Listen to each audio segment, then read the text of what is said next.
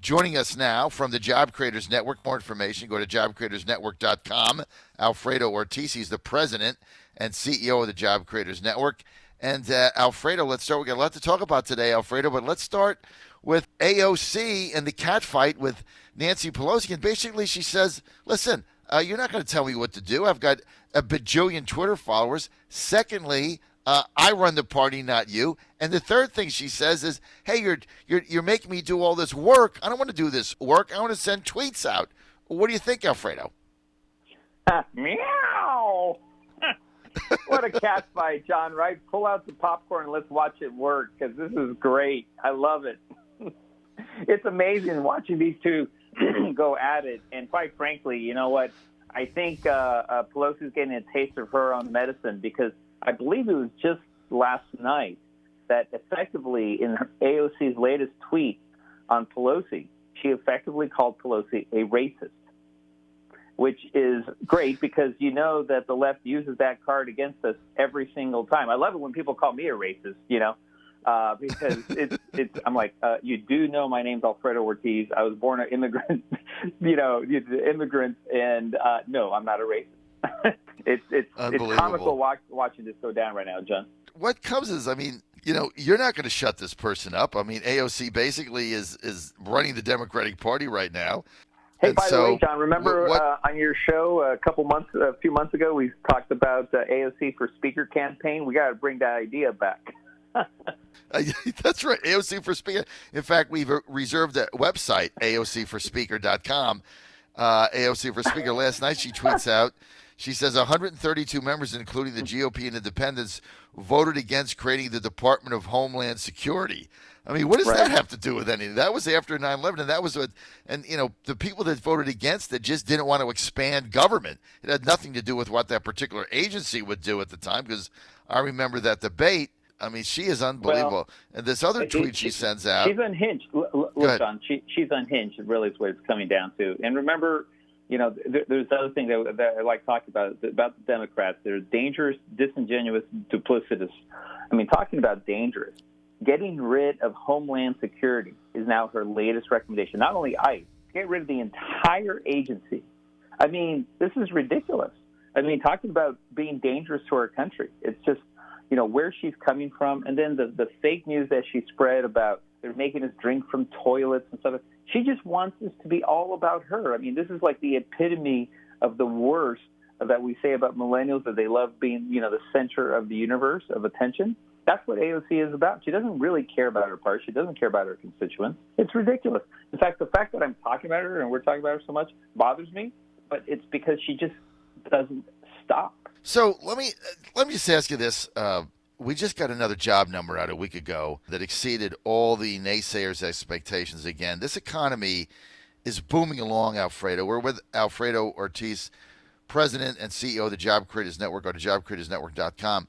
Alfredo, so we got another booming jobs report, and I get a poll out by an organization which is basically a fake polling company, Christopher Newport University in Newport News, Virginia. They've become like the arm of the Democratic Party now. Their polls are picked up by Mother Jones and the Huffington Post. The whole thing is a complete joke. But they come out with this poll and they say that Trump is going to lose because Democrats are terrified that he might get reelected. And I said to myself, okay, why are these suburban women going to come out and vote against Trump? What are they terrified of? Like a booming economy? Their kids moved out of the basement? They're paying off their student debt? They're getting better jobs? African-American unemployment, all-time low. Hispanic unemployment, all-time low. Female job creation in new businesses, up 168%. 75% of those African-American women. Stock market, 401k, higher than it's ever been. Better trade deals, revenue coming in, not getting ripped off by China and getting out of these wars. What exactly are they terrified of? This sounds like the Depression is here, John. I have to tell you, where are the soup lines? Because, it's pretty bad out there. Again, this fake reality that they just create. we saw that in the debates, those first round debates in Miami. When the problem is with this, John, is the truth is just inconvenient for them, right? This is truly an inconvenient truth for the Democrats. The fact that the economy is booming and it's booming because of the Trump administration's policies of lowering taxes and getting rid of government with less red tape.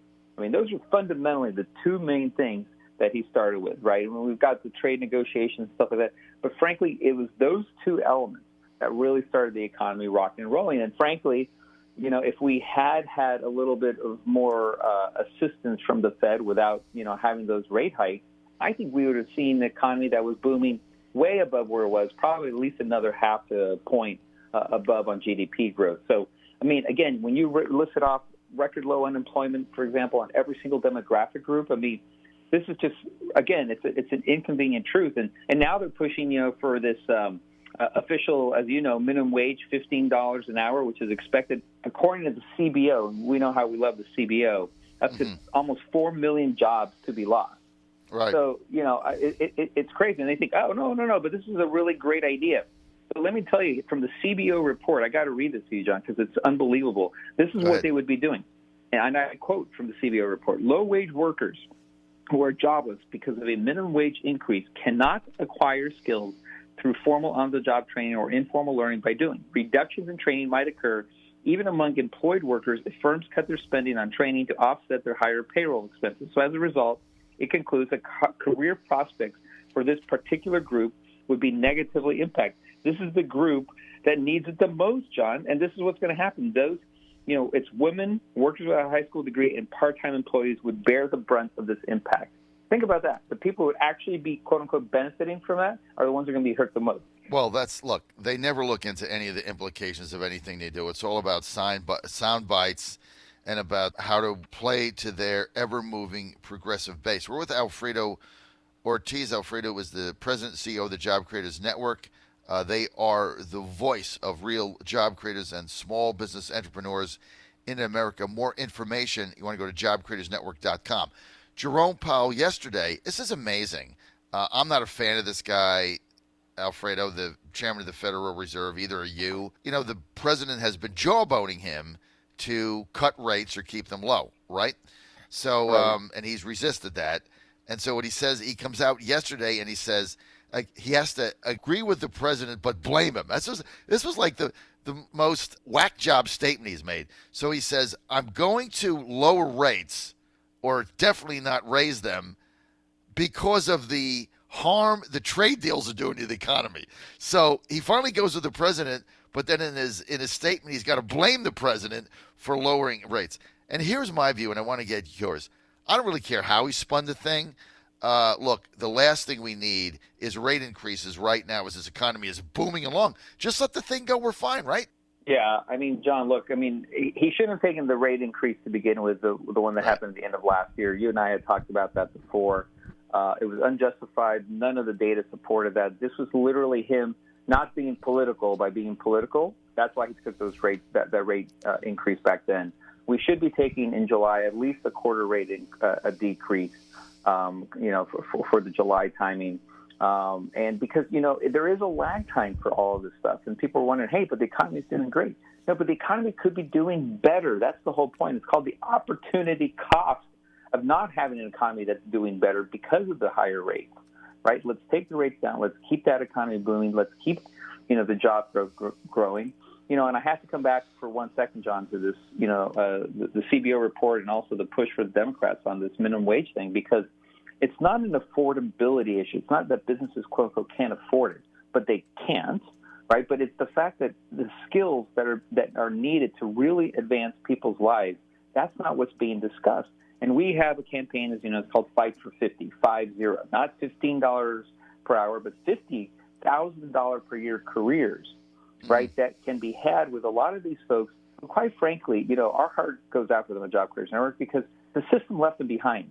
The people we're talking about are probably about 25 and over making minimum wage, right, in these entry-level jobs. Something happened in their lives where the system left them behind. But this is a number that we can address. You know how big this number is, John? I'm going to put some context on it. It's about 350,000 hourly workers that are impacted, who are in this range of 25 and over making minimum wage, but that's out of an hourly workforce of over 88 million people. It's something like 0.4% or something like that. We can manage that, right, by giving them the right skill sets, because here's the newsflash to the Democrats. If you have a person that's 25 and over flipping burgers and you get them an extra few bucks an hour, guess what? Newsflash is they're still flipping a burger just for a couple more bucks an hour. You're not changing their lives fundamentally. Mm-hmm. And so what we need to do is give them the skill sets.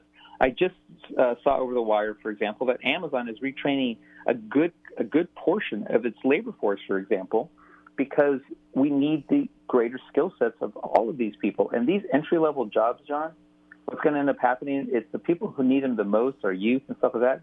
Those jobs are going to go away because it just doesn't make sense anymore, and technology is going to replace that, right? And so we need to keep these entry-level jobs there. And, you know, many of these jobs, people get these wage increases 6 months after they start these jobs, right? The skills training is what's really needed. I know the Trump administration has been a big priority. And, John, I got to keep pushing for that because it is so important for this country. Again, you know, we've got the Fight for 50 campaign out there trying to push for these skill sets, and hopefully you can help us with that as well. Can you elaborate on the Fight for 50? Yeah, so the idea basically is, John, that, I mean, we've got a massive skills gap in this country. We don't have a wage gap issue, it's a skills gap issue, right? The folks who, you know, I listed, for example, you know, only workers with a high school degree, part-time workers, employees, a lot of these folks, and especially this group that I mentioned to you, this 25 and over range, who are in these entry-level jobs, those were never really meant for them, right? But that's all they can do right now because they don't have the right skill set. We need to have a system in which they can raise their hand and go, I want to be skilled, and I want to get the training that's needed to get one of these skilled jobs, which in many cases are like an HVAC technician. You know, you look at the want ads right now, these HVAC technicians are wanted right now, no experience required, $50,000 per year jobs, on-the-job training, in many cases full benefits. You know, the economy is doing so great, these small businesses can't find these employees because they're just not skilled right now. And so that's what the Fight for 50 is. It's try to get and push for skills training for these people who need it. They don't need minimum wage jobs, right? Because what we don't want at Job Creators Network is we don't want people fighting so hard to raise floors when we should be raising ceilings, right? Let's get these people the skills that they need to change their lives, right? Not just give them a couple extra bucks to flip a burger. Let's get them out of those entry-level jobs and get them the skills that they need to change their lives fundamentally once and for all. Well, look, that is the pathway to success, income growth going forward, you know, and one of the reasons why many of us are opposed to a $15 minimum wage is just what you said. It's not that we don't want people to make $15 an hour, right? But you have entry-level jobs, especially for younger people, and that is just a barrier to entry for a lot of companies. They're simply not going to pay that. And so you want to give people the opportunity to get their feet wet in the economy, get working. But the thing is, when you have so many jobs available, you've got right now, Alfredo, in the Trump economy, you've got more jobs available than skilled workers and workers, period, to meet those jobs.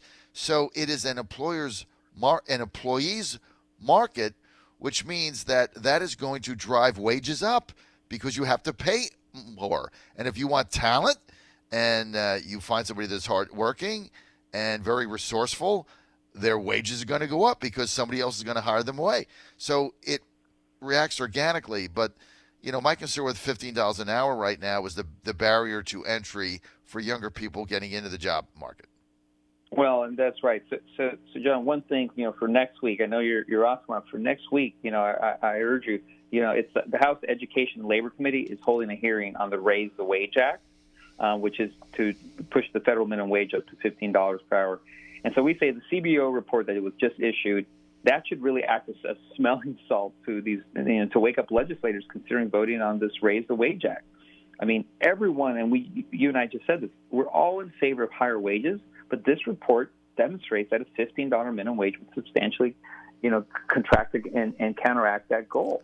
And so, again, I urge people to think about it differently. I love the fact we should have people make, quite frankly, $100 an hour. I mean, I could care less, right? But to mandate these minimum wages and forget about the fact that we actually need to change people's lives fundamentally by giving them the skill sets, It's just wrong. Why doesn't government and private enterprise hold hands, lock hands on this one, and work together to give the skills and training that's needed to get these folks out that we're talking about out of these jobs and into careers that are going to fundamentally, again, change their lives and their family? Well, because if they did that and it was successful, that would blow up the progressive AOC wings argument that you need the government to get involved to help in everything you do, right? So Right. that's really what their problem is right now. And boy, I tell you what, Alfredo Ortiz, you listen to them as some of these people, and you would think that we were, like you opened the show with, you would think we're in a Great Depression. I mean, we have the best economy we've had in 50 years. It's like, what are you talking about? Yeah, exactly. I mean, again, it's an inconvenient truth, and it's to the point where it's just so difficult for them to deal with that they just start lying. I mean, there's no other way of saying it, John. They're just lying at this point to the American public, and shame on them, because we should be celebrating this economy, right? Because exactly. It's President Trump and it's the Trump administration's policies, they will absolutely not do it. But look at the millions of people that are better off. And we now have almost 2 million more jobs out there than there are people to fill. We've got the most people working in this country than ever. Lowest unemployment pretty much in 50 years since man walked on the moon. I mean, these are inconvenient truths for the Democrats, so they're just lying about it. And so, thank goodness we have folks like you that allow folks like ourselves at Job Creators Network to be able to get some of these facts out, because otherwise there's just no way of getting it to the American public. I love the way you frame that, inconvenient truths. John Fredericks Radio Network, live, Charlotte, North Carolina today. We're with Alfredo Ortiz, President, CEO of the Job Creators Network. You can get more information. Go to jobcreatorsnetwork.com, jobcreatorsnetwork.com, and they are the voice of real job creators and small business entrepreneurs. So let me ask you this, Alfredo. Who do you think is going to be the Democratic nominee? If you had to guess right now, your best prediction. Well, believe it or not, I still think it's going to be Biden. Really? Yeah. I do. I mean, I think in the end, the establishment, what he's going to do, he's going to have to throw in, the left wing, whack ideas, to get it. But he's going to end up getting the nomination. It's just, it's the system, right? It's the establishment again, right? Right. On the left. And even though you've got, this crazy wing on the left, they'll just incorporate things. I don't think it's going to be Bernie Sanders. It'll be interesting to see what he has to do, though, to get the full ticket. My curiosity is who will be the vice presidential pick. That's what I think would be interesting. Alfredo Ortiz predicting right now on July 11th. Our predictions can change. He's predicting Joe Biden. I still think it's going to be Bernie Sanders. At the end of the day, with 20 people in there, Sanders has got a rock-solid 22%, and he's going to win early primaries, and I think he's going to be the nominee. And here's the thing. If Bernie Sanders gets to Milwaukee, Alfredo, and he has a lead, not enough, but a lead in the delegates on the first ballot, and then the super delegates take over on the second ballot and steal it from him again, all hell's going to break loose in Milwaukee. So they got to contend with that. There's a lot of things here moving. Of course, we're all going to be there live, and Alfredo, you're certainly going to be there with us in Absolutely. Milwaukee as well as in Charlotte. John Fredericks Radio Network, Alfredo Ortiz, President, CEO, Job Creators Network. More information, go to jobcreatorsnetwork.com.